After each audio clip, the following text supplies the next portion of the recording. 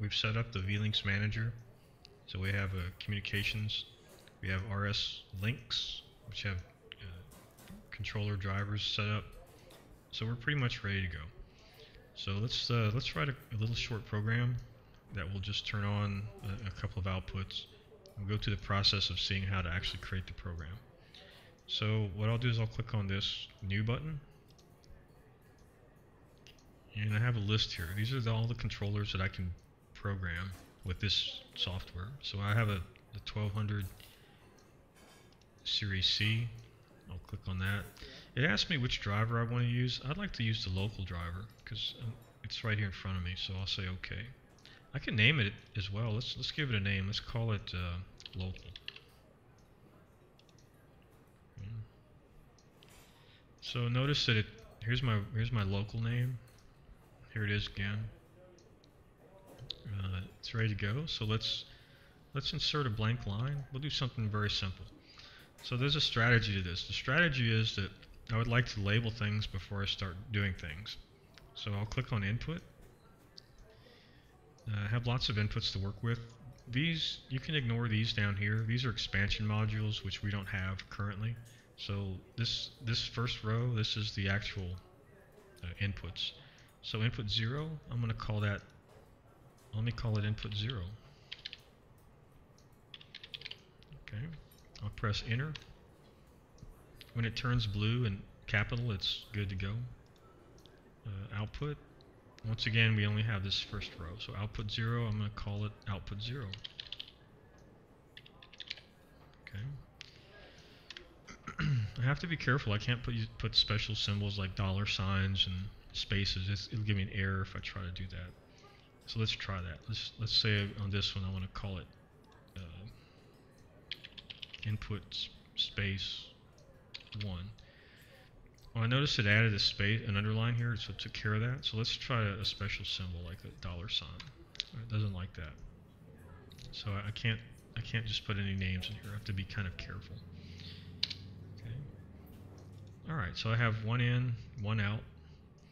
So what I'll do is I'll click here to activate that. I'll pull down a contact, output coil. I'll open the inputs and I'll click and drag. And notice that the name shows up, so that's nice. That's why I like to pre-label it, so when I'm building the ladder logic, I can see what I'm doing. Output 0 goes here. Okay. So I'll verify this with this little button. Everything looks good. The RSLogix controller is called a Bulletin 1762, so there it is. So now I'm going to download it. I'll go to comms, system comms, and I'll find my controller. So it's on COM1. There it is.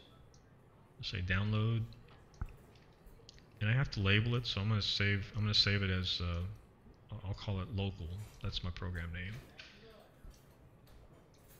Do I want to proceed? Yes. And switch back to program mode? Yes. This is right here on the desktop, so I've got some switches connected to it. So once it finishes downloading, we'll see if it works right. Back to run mode, yes.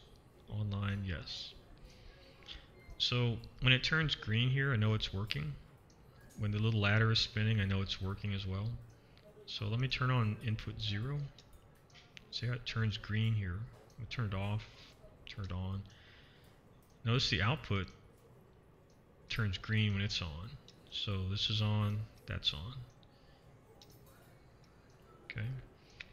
So that's pretty much it. That's program number 1, local. Real simple, one in, one out. But that's the process we go through. We like to label first, then we build the ladder logic and drag the tags into it. Okay, so let's do something interesting. Let's go offline for a second. And let me send this to another controller. I have 4 of them, so let's pick out a different controller. How about this one on COM3? Okay, so download. So this controller's across the room. I can't actually see it from where I'm sitting, but there it is. So that controller has this program in it because I can access it through our small network that we set up in the classroom. So that's the beauty of having networked controllers. I can be anywhere, and if I can get back to the network, I can upload, download, I can monitor. So right now I'm monitoring that controller from anywhere basically on the network. Okay, so let me go offline again. Save changes, no. Okay, so let me send it to a different one just to see if it works. Might as well. Okay, this is COM5. Download. There it goes. Now if the controller is offline for some reason, I'll get an error message after a while. So if I can't see it in the comms menu, if I don't see the controller, I know something went wrong. So I'll go offline again here. And in fact, let me unplug the programming cable from the local PLC because it's right here, and I'll demonstrate what it looks like. So system comms, COM1, and hey, it's not there. So if I have a red X, somehow I've lost communications and I have to figure out what's wrong. Maybe a wire is loose or something. So let me plug it back in here.